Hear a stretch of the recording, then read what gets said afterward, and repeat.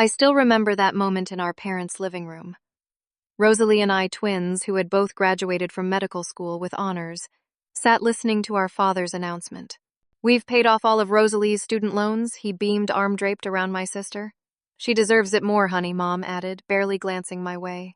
The weight of my $200,000 in debt pressed heavier on my shoulders. Before I share what happened next, let me know where you're watching from, and hit subscribe to follow my journey from overlooked son to vindicated doctor. Rosalie and I grew up in a quiet neighborhood just outside of Boston. As twins, we naturally developed a competitive relationship, but it was always balanced with genuine support for each other. We pushed one another to excel in academics, sports, and social activities throughout our childhood. Our paths toward medicine began during our sophomore year of high school, when our grandfather was diagnosed with pancreatic cancer. Watching the doctors who treated him with such compassion and skill inspired both of us. "I want to help people like Grandpa," Rosalie told me one night after visiting the hospital. I nodded, already thinking the same thing. We supported each other through the grueling pre-med courses in college. When acceptance letters arrived from Harvard Medical School for both of us on the same day, we celebrated together, jumping around our shared apartment like children. Our parents threw a party inviting every relative within a 100-mile radius.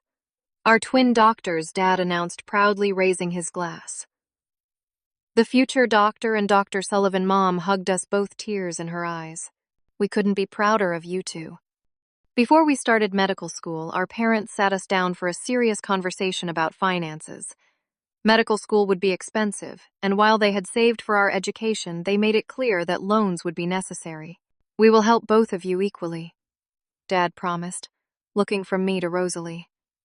"We have some education funds set aside that we'll split down the middle, and we'll help however else we can," Mom added.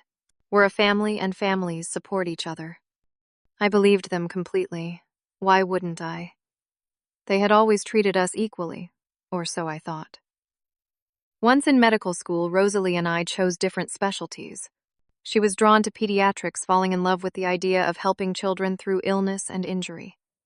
I found my calling in emergency medicine, thriving in the fast-paced environment where quick decisions saved lives. The first signs that our parents viewed our choices differently were subtle. Mom would send care packages addressed to both of us, but Rosalie's always contained more homemade treats and thoughtful extras.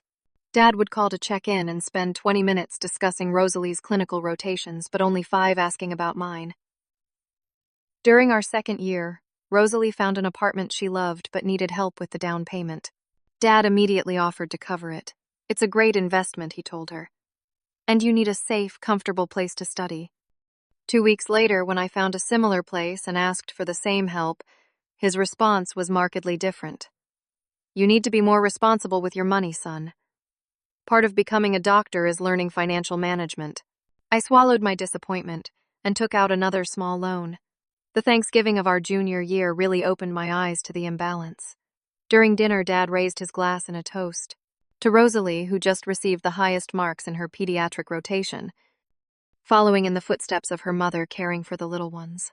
Everyone clapped while I sat with my own news that I had been selected to assist on a groundbreaking emergency protocol research project, unmentioned and unacknowledged. Still, I made excuses for them. Mom had been a pediatric nurse before retirement, so naturally she connected more with Rosalie's choice. Dad had always been traditional, valuing the established specialties over newer ones. It wasn't personal, I told myself. By the time graduation approached, both Rosalie and I had distinguished academic records. My GPA was actually a fraction higher than hers, and I had co-authored 2 research papers while she had focused more on clinical excellence. Different paths, but equally valid and impressive achievements. Rosalie, to her credit, always tried to include me in her celebrations and acknowledged my successes. "Have you told Mom and Dad about your research award?" she asked me one day a few weeks before graduation. "No point," I replied. "They'll find some reason why it's not as important as what you're doing." "Don't be silly," she said, looking concerned. "They're proud of both of us." Graduation day was magnificent. The ceremony at Harvard Medical School was steeped in tradition, with both of us receiving our degrees with honors. Our parents had brought aunts, uncles, and cousins to witness the occasion, and for a few hours I felt like things were balanced again. As we posed for family photos, Dad mentioned something that rekindled my hope. We have some graduation surprises for both of you, he said with a wink. Just wait and see. 3 months after graduation, as Rosalie and I were settling into our residency programs, our parents invited us to dinner at their home.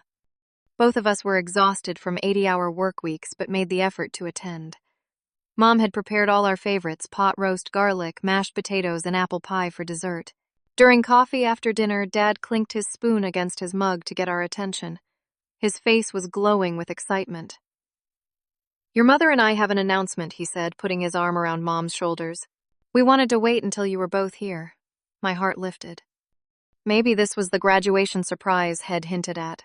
We've paid off all of Rosalie's student loans, he announced, turning toward my sister with pure pride in his eyes. Every penny. She's starting her career completely debt-free. The room seemed to tilt sideways. I gripped the edge of the table, feeling like I'd been punched in the stomach. Rosalie looked almost as shocked as I felt. What about Adam? She asked, glancing worriedly in my direction. Mom patted my hand dismissively. She deserves it more, honey. Pediatrics is such a noble calling, working with innocent children. The implication that my work in emergency medicine was somehow less valuable cut deep. I sat there trying to process that my parents had just paid off nearly $300,000 for my sister while leaving me drowning in almost the same amount of debt. Wow, was all I could manage to say. Congratulations, Rosie. Rosalie looked uncomfortable. Mom, Dad, I appreciate this so much, but Adam works just as hard and his specialty is just as important. Dad waved his hand. Emergency medicine pays better anyway. He'll be fine. The rest of the dinner passed in a blur. I excused myself early, claiming an early shift the next day. In reality, I couldn't bear to sit there any longer, pretending I wasn't devastated by their blatant favoritism. The next day, after a sleepless night, I drove to my parents' house to talk to them. I needed an explanation, something that would make sense of their decision. I just want to understand, I told them, trying to keep my voice level. We both went to the same school, got similar grades, and are both working in important medical fields. Why does Rosalie deserve loan forgiveness, and I don't? Dad sighed as if I was being difficult. Rosalie works with children, Adam. That's a special calling that doesn't pay as well as emergency medicine. She got slightly better clinical evaluations, Mom added, though this wasn't true. We thought you'd be happy for your sister, Dad said, his tone suggesting I was being selfish. Why are you always so competitive with her? This isn't about competition, I tried to explain. It's about fairness and feeling valued equally as your children. You're being dramatic, Mom said dismissively. We help you both in different ways. I later learned that they had been planning this for years, setting aside money specifically for Rosalie's education, while encouraging me to take the maximum loans available. The realization that this disparity was intentional and long-planned made the betrayal even deeper. A few weeks later, an invitation arrived in my mailbox. My parents were throwing Rosalie a debt-free celebration at an upscale restaurant downtown. They had invited our entire extended family, making it a major event. Through conversations with relatives, I discovered that my parents had paid nearly $300,000 to clear Rosalie's debt. Meanwhile, I was struggling with monthly payments on my $220,000 loan balance, which took nearly half of my resident salary. I had been forced to rent an apartment in a dangerous neighborhood to save money, and was picking up extra shifts whenever possible just to make ends meet. Rosalie called me the night she received her own invitation. Adam, I had no idea they were planning this party, she said, her voice filled with concern. I told them it feels wrong to celebrate when you're still dealing with your loans. It's not your fault, I assured her, though I was touched by her awareness. I want to help you with your loans, she offered. I can contribute something each month now that I'm debt-free. I declined her offer. This wasn't her problem to fix. It was our parents' pattern of unequal treatment that needed addressing. The breaking point came during a particularly grueling night shift in the emergency room. I was treating an elderly patient who reminded me of my father. Same build, same silver hair, same authoritative manner. As I listened to his heart, he mentioned how proud he was of his daughter who had just finished nursing school. I mortgaged my house to pay for her education, he told me. Would do anything for my kids, both of them. After the patient was discharged, I found myself in the supply closet, suddenly unable to hold back the tears of frustration and hurt that had been building for months. A colleague found me there, Dr. Nadia Thompson. one of the attending physicians I'd grown to respect. "Adam, what's going on?" she asked, closing the door to give us privacy. The whole story poured out of me, the years of subtle favoritism, culminating in the crushing loan disparity and the upcoming celebration of my sister's debt-free status. "Doctor." Thompson listened without interruption, then said something that changed everything. "If you don't stand up for yourself now, this pattern will continue for the rest of your life. Every holiday, every family milestone, every inheritance decision, you'll always be the afterthought." Her words hit me like a bolt of lightning. I knew she was right. This wasn't just about money. It was about being equally valued by my own parents. That night I made a decision. I would attend Rosalie's celebration, but I wouldn't simply sit quietly this time. I needed to make my parents and extended family see the disparity in a way they couldn't dismiss or explain away. Over the next week, I prepared meticulously. I created a PowerPoint presentation with charts showing our parallel educational journeys, academic achievements, and financial situations. I gathered evidence of achievements my parents had ignored or downplayed. I met with a financial advisor who helped me create comparison charts showing the long-term impact of starting a medical career with versus without debt. I rehearsed what I would say, focusing on staying calm and factual rather than emotional. This wasn't about attacking my parents or sister, it was about shining light on an injustice and asking for acknowledgement. My cousin Jamie, who had witnessed the favoritism over the years, agreed to help me set up the presentation at the restaurant. "It's about time someone said something," she told me. 2 days before the celebration, Rosalie discovered what I was planning. She showed up at my apartment, concerned but not angry. "Adam, are you sure about this?" she asked. "It's going to cause a scene. I'm not trying to ruin your celebration," I explained. "But I can't sit there and toast to your debt-free future when our parents deliberately left me drowning. This isn't about you. It's about them seeing what they've done." Rosalie was quiet for a long moment. "You're right," she finally said. "They need to see what they've done. I love them, but this isn't fair to you. Do what you need to do and I'll stand by you." Her support meant everything. The night of the celebration arrived. The restaurant was elegant with white tablecloths and soft lighting. About 20 family members were gathered, champagne already flowing. Dad stood to make a toast as dessert was being served. "To Rosalie," he said proudly, "our brilliant pediatrician starting her career debt-free. Your mother and I couldn't be prouder." Glasses clinked around the table. I took a deep breath, stood up, and raised my own glass. "Congratulations, Rosalie," I said sincerely. "You're an amazing doctor and deserve every success." Then I added, "Before we continue celebrating, I would like 5 minutes of your time. I have something important to share with the family." With Jamie's help, I connected my laptop to the small projector I had brought. The title slide appeared on the blank wall behind me, "The Tale of Two Doctors." The room fell silent as I began my presentation. Calmly, and without accusation, I showed side-by-side comparisons of our academic achievements, our chosen specialties, and their societal importance and our financial situations. "This is what starting a medical career looks like with and without debt," I explained, showing a chart of our respective monthly budgets. "Rosalie can save for a home, start a retirement fund, and focus entirely on her patients. I work extra shifts, live in an unsafe neighborhood, and still barely make my loan payments each month." I showed photos of parallel achievements, my research award next to Rosalie's clinical excellence certificate. "Both valuable contributions to medicine," I said. "Both your children." I ended with a simple question. Why does one child deserve financial freedom while the other drowns in debt? The silence that followed was deafening. My Aunt Patricia was the first to break it with an audible gasp. Uncle Robert, Dad's brother, turned to my father with unmistakable anger on his face. "Is this true, George? You paid off her loans completely and left Adam with nothing." My parents sat stunned, my mother's face pale and my father's flushed with embarrassment as family members turned to them for answers. Rosalie stood and moved to stand beside me in solidarity. "Adam isn't exaggerating," she confirmed. "And he has every right to ask this question." The immediate aftermath was exactly as uncomfortable as you might imagine.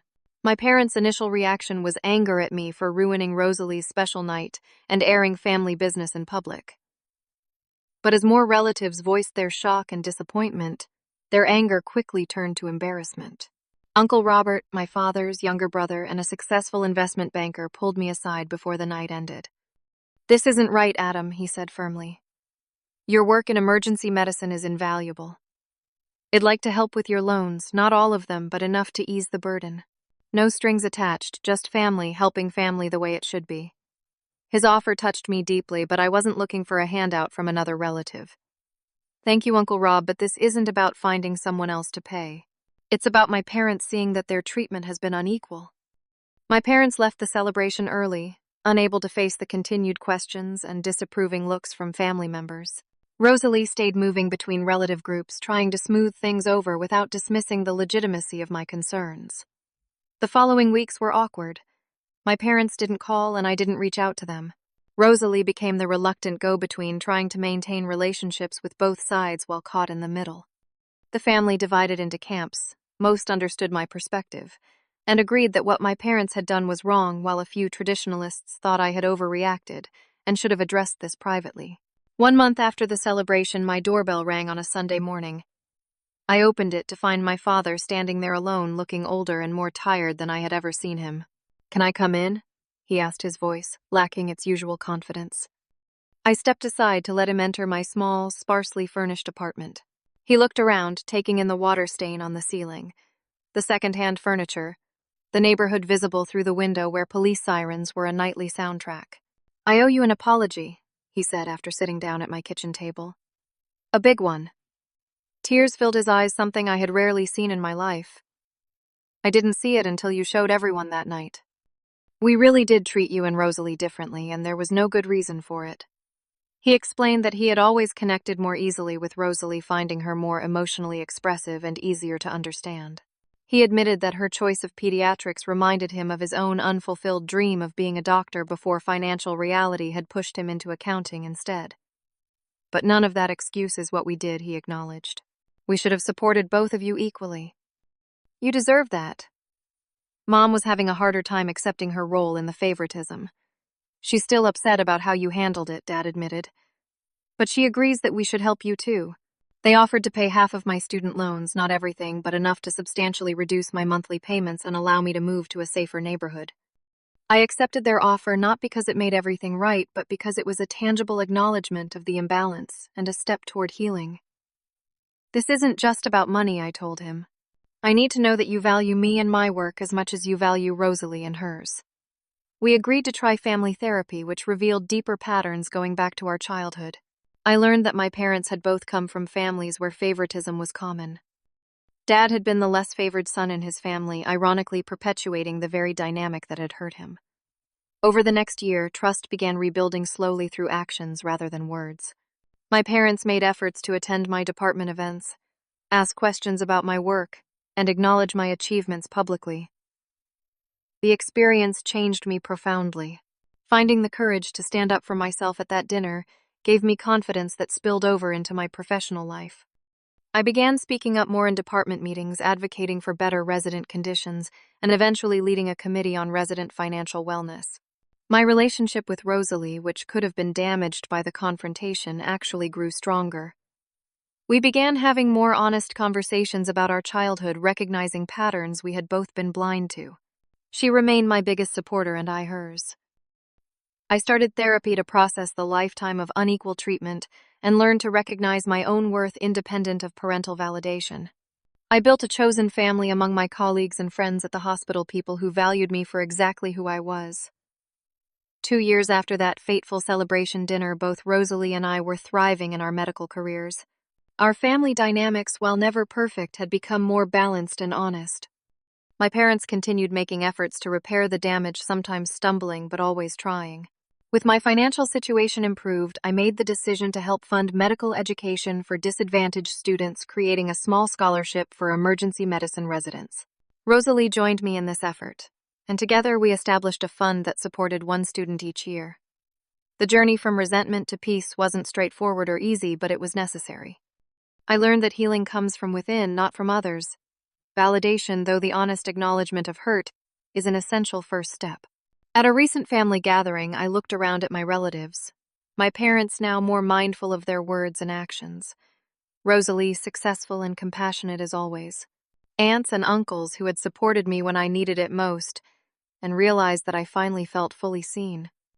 The bond between Rosalie and me had evolved into something stronger than twin siblings. We had become true allies, supporting each other through challenges with honesty and respect that our shared experiences had forged. I no longer measure my worth by my parents' assessment.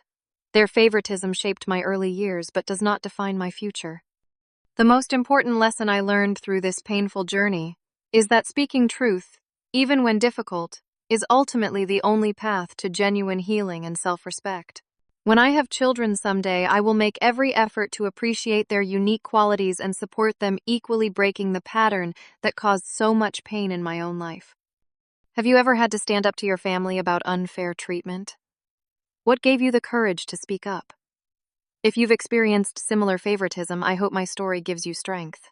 Share your experiences in the comments below. Subscribe if you want to hear more stories about overcoming family challenges, and like this video if it resonated with you. Remember that your worth is never determined by others' treatment of you, and sometimes the bravest thing you can do is simply tell your truth.